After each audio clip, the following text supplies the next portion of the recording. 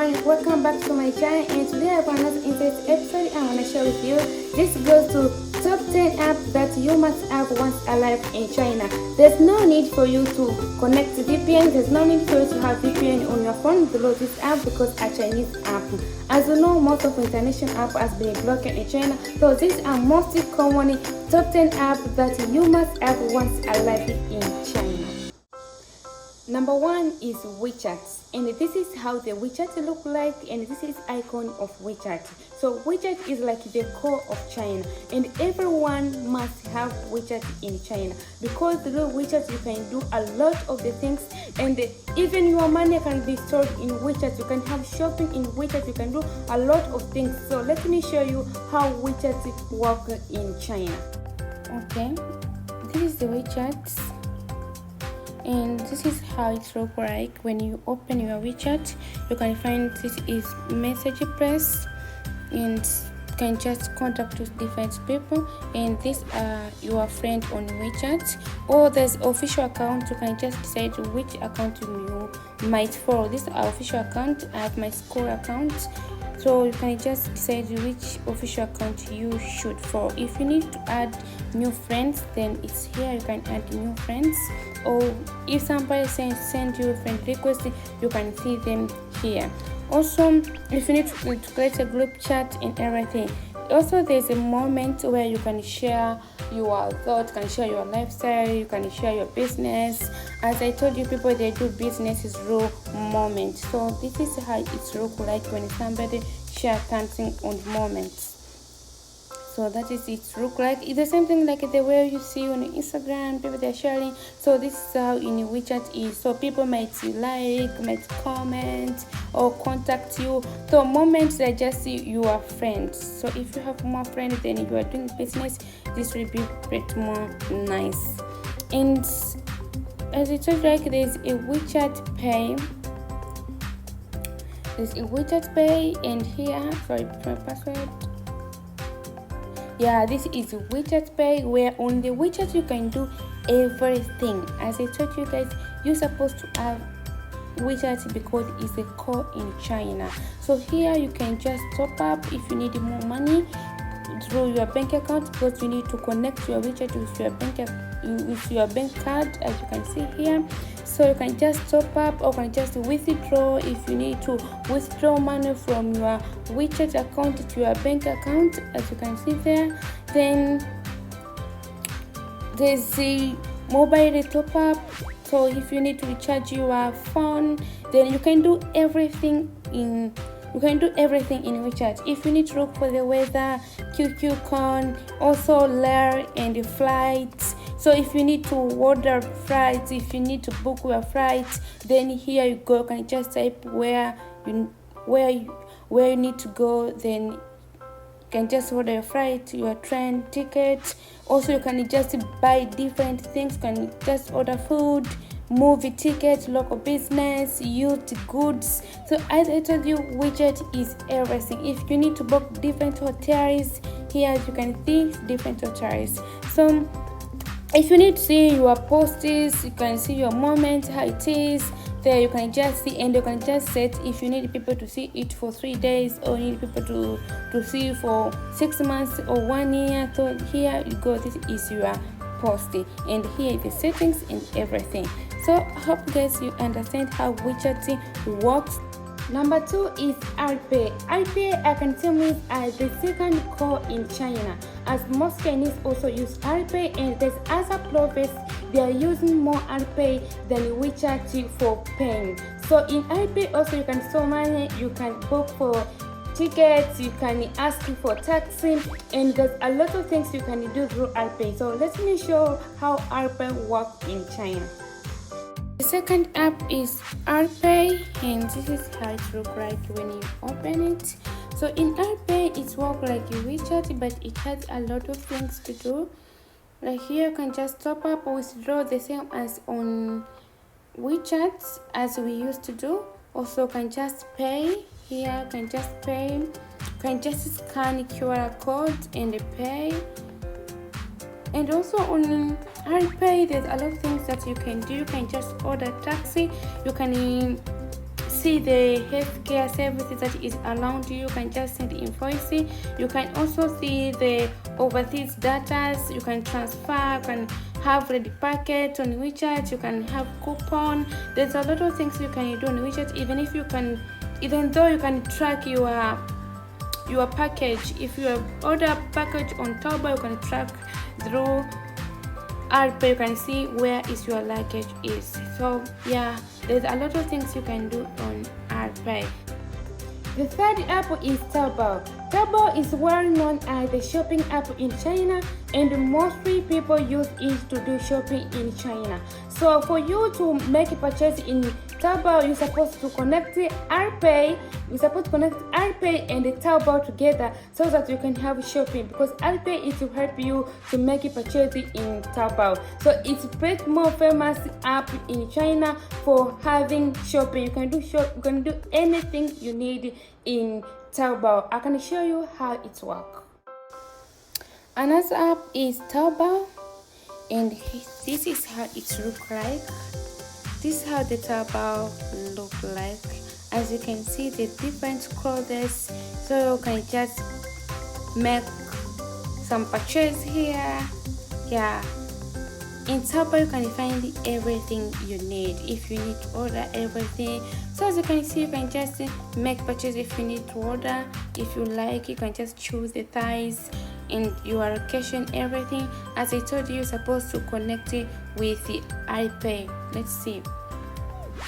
You're supposed to connect your money with Alipay. So if you need to pay, it will always show the Alipay. This is Alipay. So you're supposed to connect your Taobao with Alipay account, because it will help you to make purchase on Taobao. If you don't have Alipay, you can't use Taobao to make purchase. The fourth app is Pinduoduo. Pinduoduo is the same as Taobao. You can make shopping, you can make everything, but the best thing of Pinduoduo, you can pay through WeChat, you can pay through Alipay, you can pay through bank card.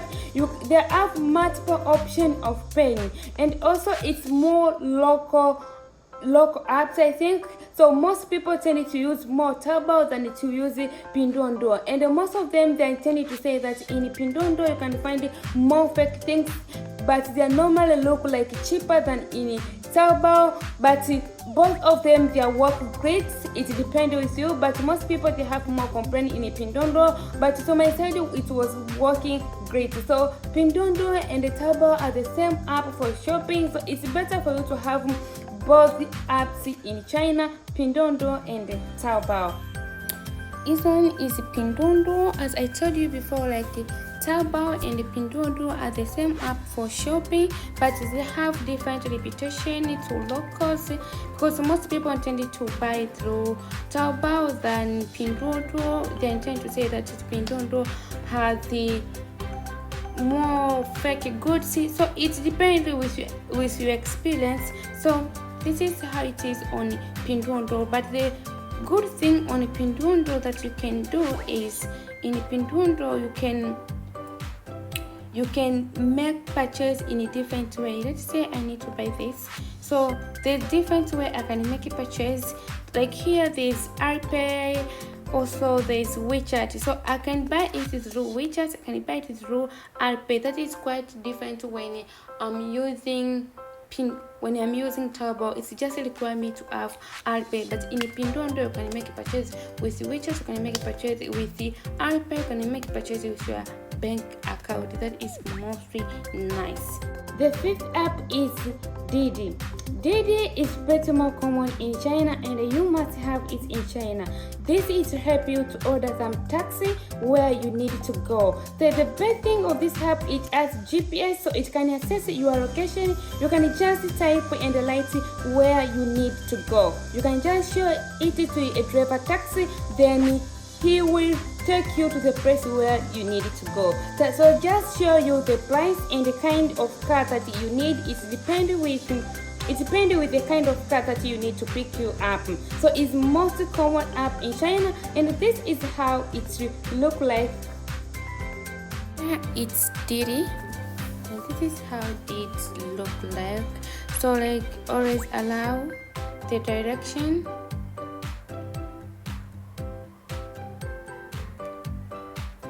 this is Didi. So the best thing of the Didi is as GPS is just access your location where you are. So you can just type like the current position, it's just access your location. You can just type where you need to go. If I need to go maybe Beijing, I need to go somewhere, I can just write where I need to go, maybe airport. So it depends like where you need to go. So for now it won't show it because this is based in China and now I'm South Korea. So to just then they will just show the price, how much it is and what type of card you need. So the price is getting more high as the type of car you are going to choose. So normally when you use it, it's more cheaper than just rent a taxi. You just found the taxi on the road and rent. So when you use Didi, it's more cheaper. So it's better for you to have Didi. The fixed one is Google Translator or Microsoft Translator. So it depends which one it works well on you. For my side, I can say that Microsoft Translator is work more better than the Google Translator, but it depends with somebody and experience somebody. For me, I've been using all two apps, but for my side, I can think Microsoft Translator is work great. In Microsoft Translator, it helps you more to ask Chinese because Chinese can't speak English. So you can just type and translate and show them, then they will redirect you. And apart from that, even if you know how to speak a little Chinese, but you must have translator, you can't speak fluent Chinese. So this app, it will help you a lot.